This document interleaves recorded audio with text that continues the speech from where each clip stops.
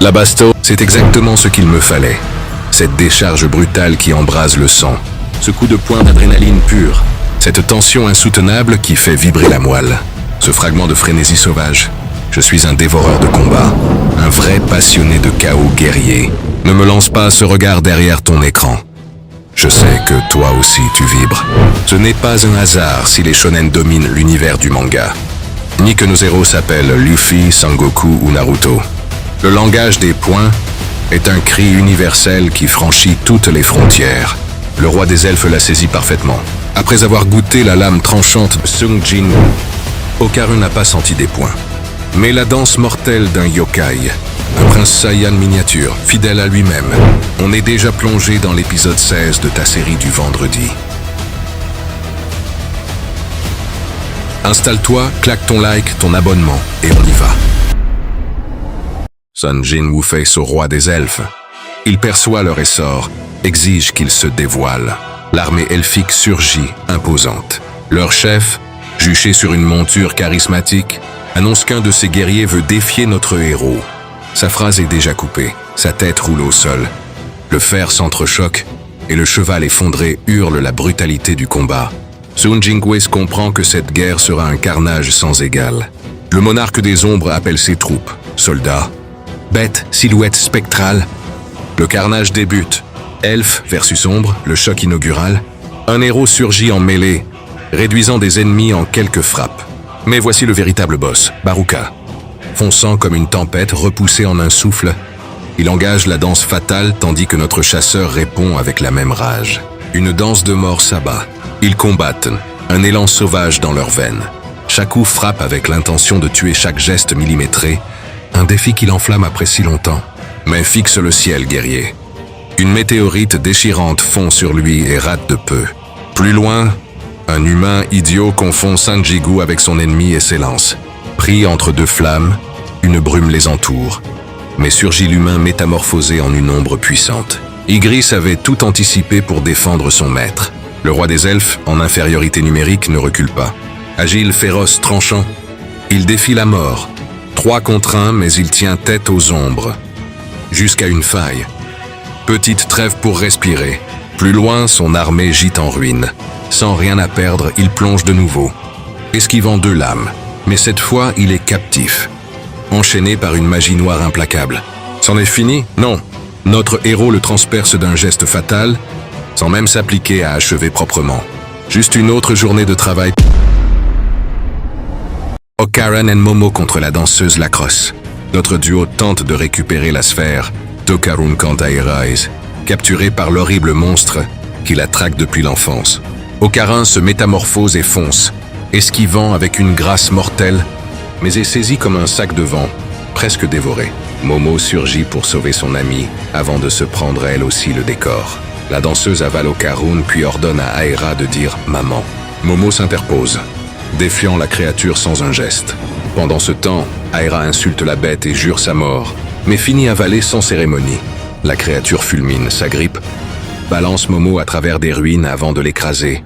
Elle exige encore l'appellation « maman ». Momo reste muette, indomptable, et finit engloutie. Va-t-on s'arrêter là? Heureusement, Turboella surgit pour sauver ce qui peut l'être. Elle brûle l'intérieur du monstre en dévorant Momo. La danseuse avait aussi avalé un briquet qui s'enflamme. Le monstre recrache tout, armes comprises. Momo reprend coup sur coup. La chevelure du démon envahit tout. Okarun fuit à toute vitesse, mais un piège l'attend. Après un salto, il embrasse le sol. La créature est entravée par sa propre chevelure. Momo bloque la bête, créant une ouverture pour qu'Okarun s'empale volontairement contre son ventre, l'épinglant au mur. Flashback du démon.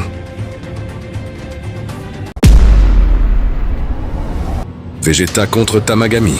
Vegeta lutte même sous l'eau, attaqué au point de perdre sa transformation et se faire trancher.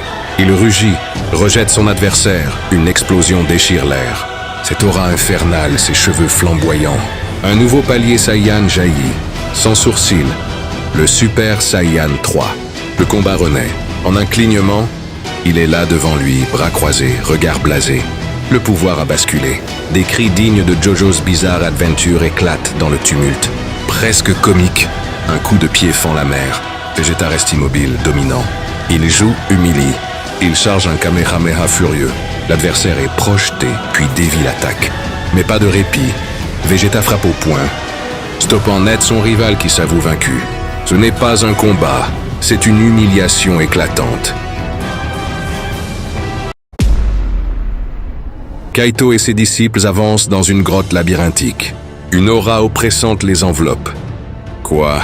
Des esclaves, un tableau macabre. Un monstre impose son territoire et écrase un esclave sans pitié. Les humains sont réduits à l'état d'insectes. Deux abominations difformes surgissent et le combat s'enflamme. Les monstres matérialisent leurs naines et chargent. Chacun affronte un colosse. Kiroa, regard tranchant. Cette fois, il n'a pas besoin de se retenir. Il déchire sa proie avant de se faire transpercer par sa queue empoisonnée. Il s'effondre, gravement blessé. Mais idiot, ne baisse jamais la garde. La fourmi tourne et il fait de même avec sa tête. Il est immunisé au poison. Il la détruit sans pitié, du Kiriwa pur. Egon concentre son aura dans sa poignée, terrifiant la bête.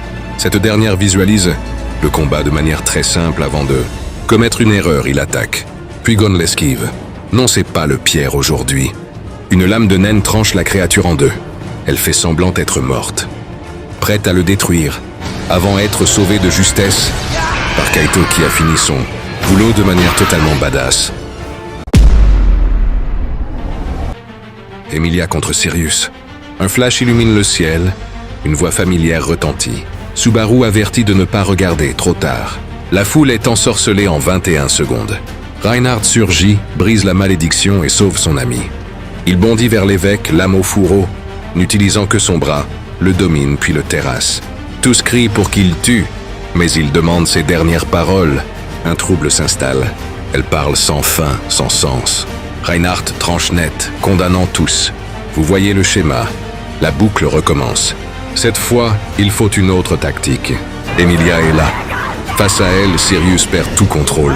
Différent des autres lignes temporelles, elle est un torrent incandescent de rage. Emilia, calme et puissante, lui ordonne de relâcher la foule. Cela ne fait qu'attiser la furie de l'évêque. Le duel éclate. Femmes échangeant coups et insultes, glace contre flamme. Quelle agilité, quelle maîtrise. Emilia gagne du temps tandis que Sirius incarne la colère pure. Elle garde le calme, assurée que c'est lui qui goûtera à sa fureur. Elle charge, mais surprise par un otage. Elle encaisse un coup violent, Sirius sans pitié. Sauvée in extremis par Régulus, vaillante, elle s'est battue. Voilà un nouvel épisode et de nouveaux animés. Quelle scène t'a le plus marqué?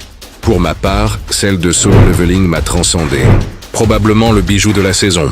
Propose d'autres scènes en commentaire, je lis tout. L'écriture et le montage ont demandé du temps. Alors n'hésite pas à liker et t'abonner si ça te plaît.